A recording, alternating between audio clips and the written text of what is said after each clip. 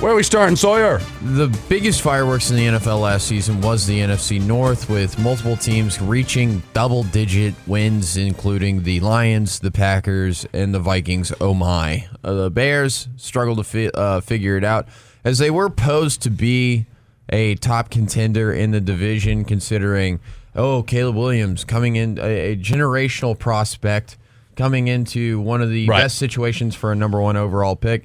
It was a pretty good situation, except for his head coach was Matt Eberflus. Who is Matthew Eberflus? He is now the defense coordinator of the Dallas Cowboys. Where I believe he will find success. It's another one of these guys we see in the NFL who, fantastic coordinator.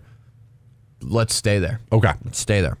So your Detroit Lions last year had a fantastic season, going a whopping 15-2. Right. This year, the over-under is set at 10.5 wins. Why is that, Sawyer Stull? Well, that would be because offensive coordinator Ben Johnson and defensive coordinator Aaron Glenn both left. Yeah. You lost your offensive coordinator, you lost your defensive coordinator. Your defensive coordinator, I would argue, was more important to the success of this team last year than Ben Johnson was, considering he had a MASH unit for a defense come the end of the year, and ultimately wound up being the undoing of what was supposed to be the year for the Lions, is what it felt like at a certain point. Yeah, it definitely was a year where expectations were to go win a Super Bowl or compete for it. You go 15-2, you get yourself the 1 seed, but it was a story, the tale of this time. Mm-hmm. Injury bug caught him. I was there in Dallas. It was during the Red River weekend when Aiden Hutchinson's leg snapped against the Cowboys. But he's coming back. He is coming back. I think the score was like 47-9 on Jerry's birthday. He was embarrassed. But that was, at that moment, when you lose a guy like Aiden Hutchinson on a defense that, listen, as great as Aaron Glenn did, they still were lacking at some positions, especially in the pass rush group. But Aiden Hutchinson's one of those top 10 players in the NFL almost already, I believe, at least on the defensive side of the ball, one of the better pass rushers in the game. So that was a huge loss. You lose tons of starters, second-round guys. You're bringing in guys off the street, week 15, 16, 17 when you're trying to go 15-2. They get it done against Minnesota and get themselves a bye week, and then they run into the Commanders. There's no excuses for the loss, but we did see the coming out party officially of Jane Daniels. Yeah. I will say this. You lose Ben Johnson, which everyone has a huge, obviously question marks there. He's a fantastic coordinator. John Morton does come in, who has been there before. He just previously was with the Broncos for a short stint. I like what John Morton's going to bring. I have trust in him. Calvin Shepard fills in at the defensive coordinator position, who's been a linebackers coach for this Lions team since 2021. He's been around. All these guys are familiar with the team. I think they're going to be just fine. I don't think they're going to get 15 wins, nor do I think they're going to be the 1 seed probably. Just the way their schedule shakes out, it's super difficult. Grueling schedule. It is grueling, and we could get to some of those teams. They play most of the top teams, the AFC and the NFC. Yeah. For instance, you start out divisional game at the Green Bay Packers. You host the Bears the next week. You go to the Ravens. You get a win against the Browns. You get a win against the Bengals, I'm going to assume. That is, although week 5, that's when the Bengals decide to start it's on the playing road. football. Who knows? Then you got to go to the Chiefs. You host the Bucks, who gave you hell last year. You host the Vikings. You go to the Commanders. You go to the Eagles after that. You get the Giants. Good for y'all. You host the Packers. You host the Cowboys, Rams, Steelers, Vikings, and Bears. The problem is you don't have any stretch in there where you get 2 ass teams back-to-back weeks. Right. It is just a slog. And, when you become one of the best teams in the NFL, that's what's going to happen to you. For sure.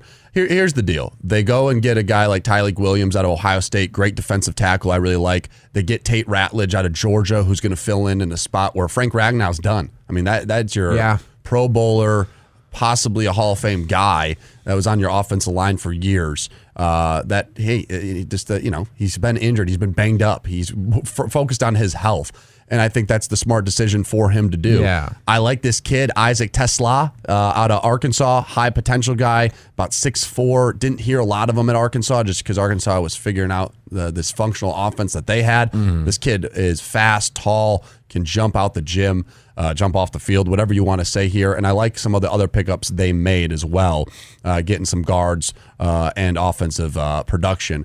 But you got to address the fact that your defense is now going to be under another coordinator, and same with your offense. And you also have to address the fact that your target on the back is still there. you're just playing against the top teams. The division's going to be tough to win, but I'll say this. Everybody has questions about, well, your coordinators are gone. There's no way. You still have all the same players, essentially. Yeah. I don't have a lot of questions about the offense. Yes, you do lose Ragnow. I understand that, but everybody else is there, and Tate Ratledge is going to fill in just fine. I truly believe that. Getting him in the second round out of Georgia, when he's healthy, he's been good already, they've said. And you got Amon-Ra St. Brown. You have guys on contract years where they need to perform, referring to Jameson Williams. Yeah. We saw what he turned out to be when he actually not a quarterback. playing. Not a quarterback by any means. And I'm kind of glad because I'll say this. There's speculation in Detroit. We'll move on from this. I don't need to get stuck on them. But there's some speculation. I don't know how much truth there is to it. But it is facts that Ben Johnson was taking calls during that time frame for a new job right before the playoffs hit. His mind was elsewhere. And I don't know how it couldn't be. Right? So we see Jameson Williams toss a ball into the secondary of Washington, and and Mikey Sanderstill gets a pick off of him to end that game in the playoffs. I just feel like there's going to be no questions. These guys are here, and I like the chemistry of it. Guys like Brian Branch are looking for their contract. Same with Aiden Hutchinson. Obviously, he's going to have to get paid. There's a lot of dudes that have been drafted internally by Brad Holmes that are looking to get paid this offseason. Yeah. I think this is a playoff team, no doubt about it. They could win the division again. I'm going to pick them too. And I like the over. I think this is probably an 11-win team, unlike the 15 we saw last year. I couldn't. Fair? Yeah. You know what? I couldn't agree more with everything you said going for them. But Noah, they're a 10-win team. Okay. I'm going under. And that should get you in the playoffs. Because the big deal here is while they are the same team that they were last year with the intangible parts, you know, you're kind of plugging and playing here and there. It's a better Packers team. How much better is the Packers? I asked that because their secondary is still a big question. Big question. Yeah, we'll I get into that. them, but I just asked that. Like, how much better are they? It's the consistency on the coaching staff that I think helps them fair. significantly, and it's a better Bears team. And I think that makes some of the games that they've split with these teams in the past, or they walked through the division last year. Yeah, they were 6-0 in the division play. And I think that's where that's gonna be tough to do. Kind of nips their heels. Jack, how you feeling on the Lions? I feel like it's a little bit of a 49ers thing. Yeah, I can understand that.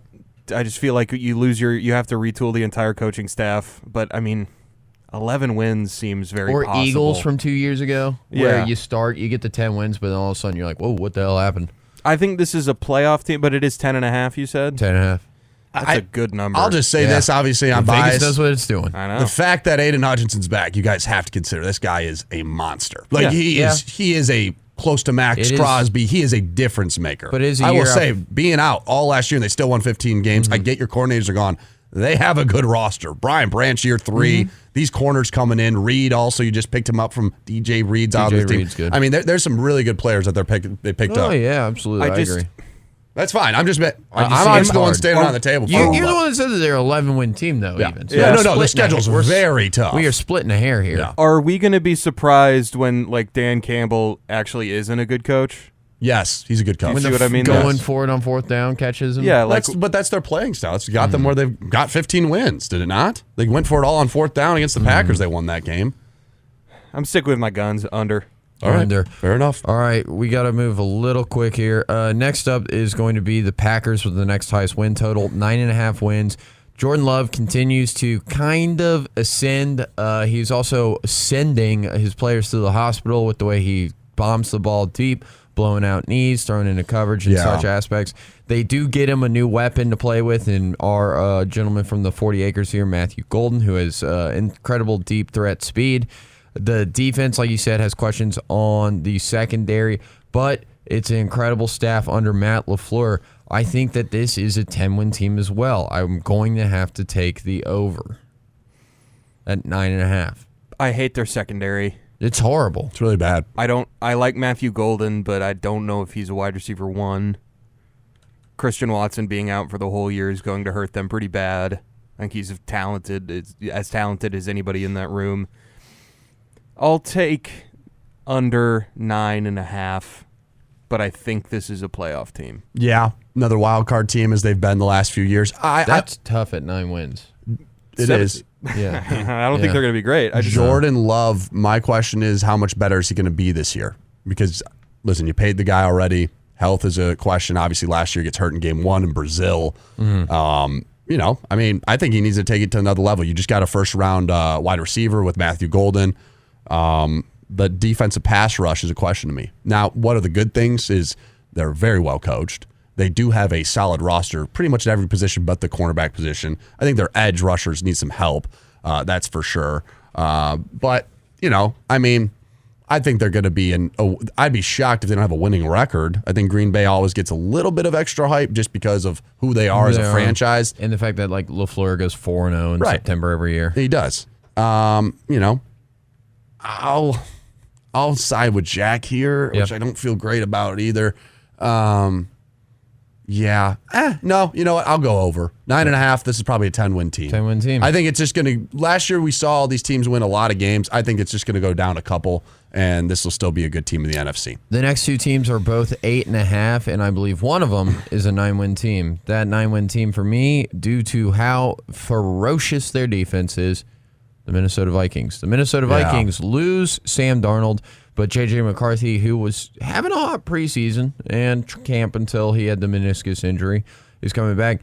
The defense is continuing to improve. They're trying to bolster that secondary, which was their undoing last year. But the reason their secondary wasn't great is because their plan to stop the pass was get our front seven after the quarterback, and they were incredibly successful at that. Brian Flores is blitz. He's a great defensive coordinator, yeah. He brings so much pressure and makes you think if you're a quarterback. And the good thing is some quarterbacks can handle that. The bad thing is for his sake it's good. His quarterbacks can't handle that, right? The pressure.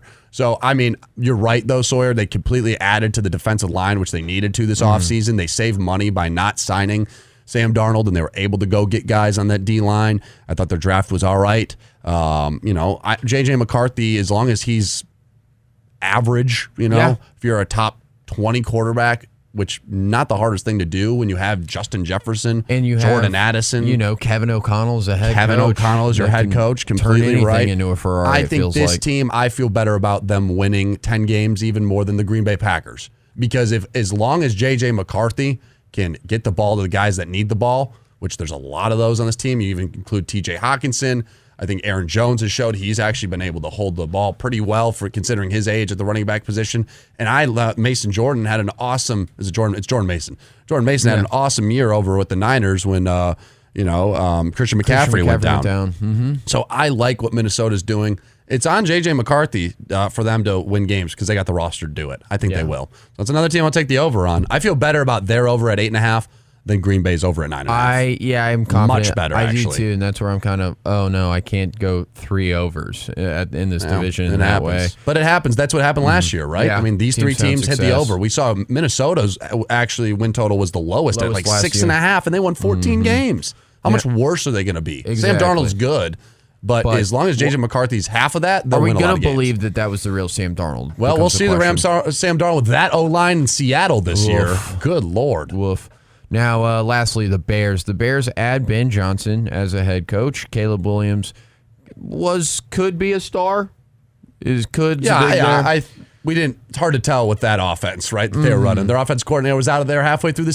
Mm-hmm. Their offense is okay. Did they make enough moves on the? Everyone's going to look at everybody they brought in on the offensive line.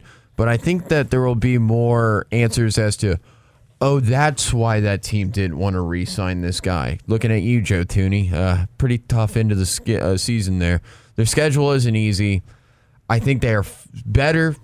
Definitely better than 5-11. Sure. But or 5-12, whatever they wound up being last year. 5-12. They started off the season hot, and then that Hail Mary happened in Washington, and then it was just over.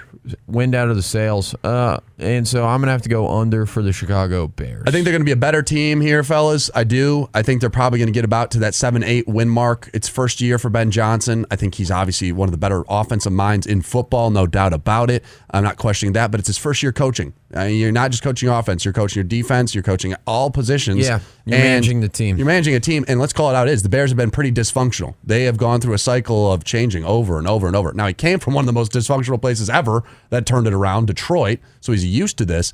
But I do think they're a little bit like the Falcons in the way they're going about their draft. Is he a leader of men? Well, and that too, right, from a coaching perspective. But Ryan Poles is still there. You got the same ownership. Kevin Warren is there as their president. They get rid of Eberflus. It's kind of the same thing over and over where new coach comes in and then, okay, we're going to change the management. New coach comes in, okay, we're going to change the management. And their draft indicates that they want to get more offensive weapons for Ben Johnson. That's fine and dandy. Their defense is solid, I will say that. But I would stick to more meat and potatoes with them. You're in the NFC North. Yeah. I would more focus on the offensive line. You get guys like Jonah Jackson and Thuney, like you mentioned. I think that's going to help, but how long are they going to be on the field? How many seasons are they going to be there? I just feel like the Luther Burden pick, I get you're trying to add more fuel to the fire from an offensive perspective and helping out Caleb Williams. I think you should just focus on getting linemen and maybe addressing the running back room. I like Roschon Johnson as a running back too. Swift is okay, but the running backs are a little bit questionable there. I will say that. And you go and get Colston Loveland, who I like out of Michigan. Felt like a little bit of a reach at 10. I like Tyler Warren, but a little bit more. Whatever. Pick your poison there. And then Luther Burden, who's dealing with health injuries from Missouri. Those are your first two picks. So, I'm going to wait a little bit. They're going to be better. I think Caleb Williams is a very good quarterback. I'm not doubting him, but I don't think the Bears are going to be a playoff team this year. Not yet. I think they're a year away. Yeah. Jack, any feeling? What's the exact number? 8.5. Under. Yeah. Under. I just don't. I don't know if I said my Vikings. I'm taking over, and that's my lock. The Vikings over you like log. I do not think Sam Darnold is a starting caliber NFL quarterback. That's fair. I just don't. I mean, yeah, And it's fair. they did that with that, and I think J.J. McCarthy can be Bo Nix. J.J. McCarthy. Yeah. I think Bo Nix maybe. That's my log too. Yeah, maybe got a little bit of more of a gamer kind of physicality. Yeah, he's got to more him. of an edge to him for sure. But I mean, Not- in the sense, can he be Bo Nix? Is like, can he just make the right play? Can he manage the game? Because Bo Nix doesn't have J. Jeff. Yeah. He doesn't Exactly. even have a Hawkinson.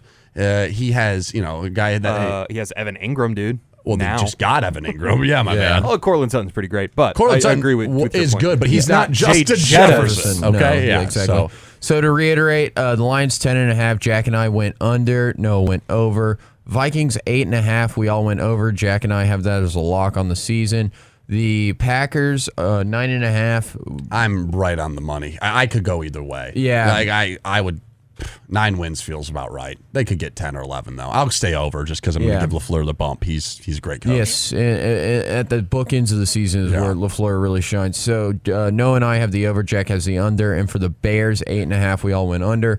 And to shout out Twitter real quick, Red Foreman of that 70s Show fame.